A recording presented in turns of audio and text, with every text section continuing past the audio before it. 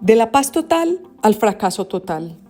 Este sábado, el Frente Comuneros del Sur entregó las armas en Nariño y el gobierno de Gustavo Petro lo ha celebrado y lo ha querido mostrar como el primer gran paso de la paz total.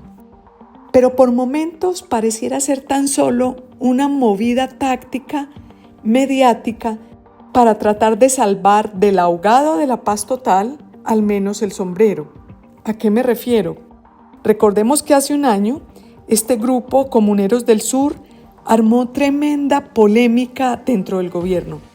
En abril, mientras Pablo Beltrán, el comandante del ELN, protestaba porque el gobierno estaba tratando a este grupo de Nariño como si fuera otro ELN, los negociadores Vera Grave y el senador Iván Cepeda incluso le pedían a Petro, con un comunicado, evitar una ruptura dentro de esa guerrilla que pudiera llevar al fracaso de la negociación.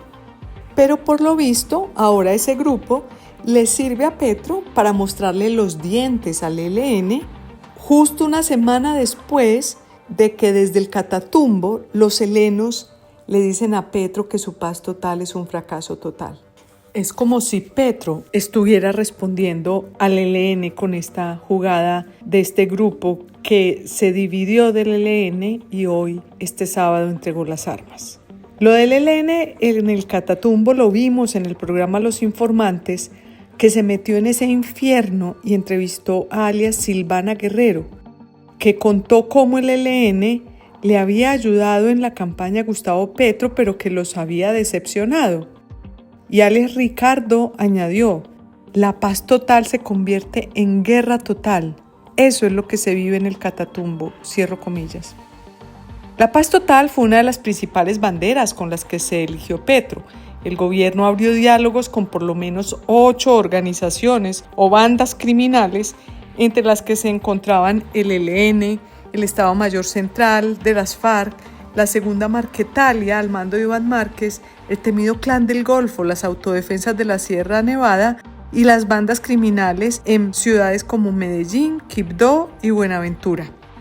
Ninguno de esos procesos ha arrojado resultados, por el contrario, la paz total, a punta de ceses al fuego y de un ejército maniatado, ha fortalecido de una manera aterradora a esas organizaciones criminales. En 5 años, del 2019 al 2024, multiplicaron su presencia en el país. El ELN pasó de estar en 149 municipios a 232 municipios. La Segunda Marquetalia, de 124 municipios a copar 299 municipios. Y el Clan del Golfo, de 213 a 392 municipios. Es decir, el Clan del Golfo está en más de una tercera parte de los municipios del país. Lo que pasa en el Catatumbo es reflejo de ese absoluto fracaso de la paz total. Uno de los primeros municipios que visitó Petro el 26 de agosto de 2022 como presidente fue el Tarra, donde anunció que esta región del norte de Santander sería la capital y la primera línea de la paz en Colombia. Pero la realidad dejó al descubierto la demagogia. El ELN y las disidencias de las FARC se han peleado el control de este territorio donde han crecido los cultivos de coca de manera importante. Hoy hay 50.000 hectáreas sembradas. El 16 de enero pasado, esa pelea produjo el asesinato de más de 70 personas en pocos días, el desplazamiento de miles y el confinamiento de más de 20.000 personas en Tibú, Teorama, Convención, Acarí y el Tarra.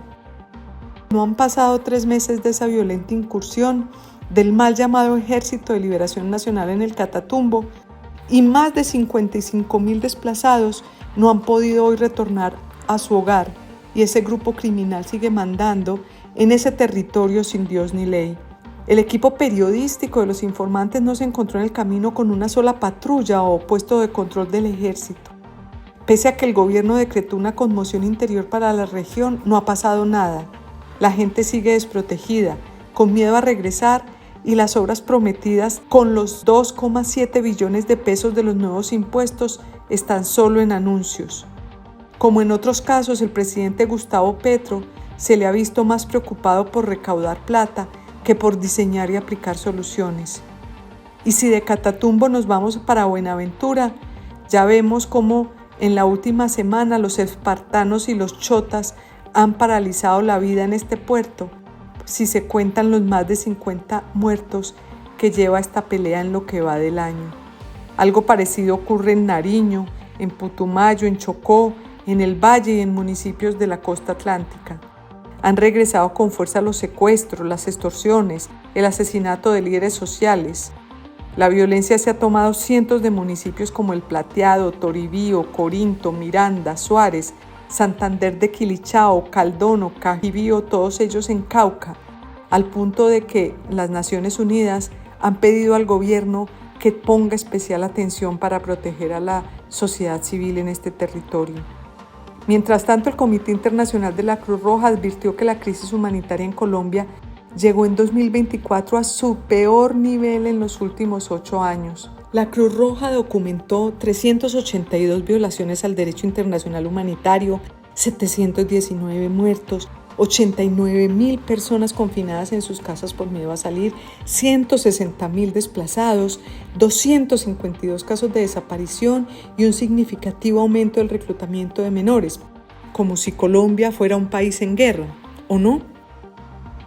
Con el agravante de que ya no tenemos un solo conflicto con las FARC o con el ELN, como había sido hasta hace unos pocos años, sino que Colombia mantiene activos 8 conflictos. Este es, sin lugar a dudas, un panorama desolador que demuestra que el país volvió a niveles de violencia como no se veían desde el gobierno de Ernesto Samper e incluso desde el propio gobierno de Andrés Pastrana. Y mientras tanto, el presidente Gustavo Petro se mantiene casi mudo frente a lo que pasa en Colombia y está más preocupado, parece estar más preocupado por la suerte de Gaza.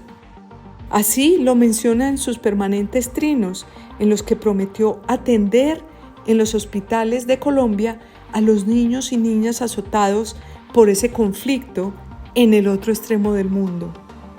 Pero lo lamentable es que el presidente Petro no muestre la misma compasión por el sufrimiento de sus compatriotas asesinados y desplazados. La paz total, lamentablemente, es un fracaso total.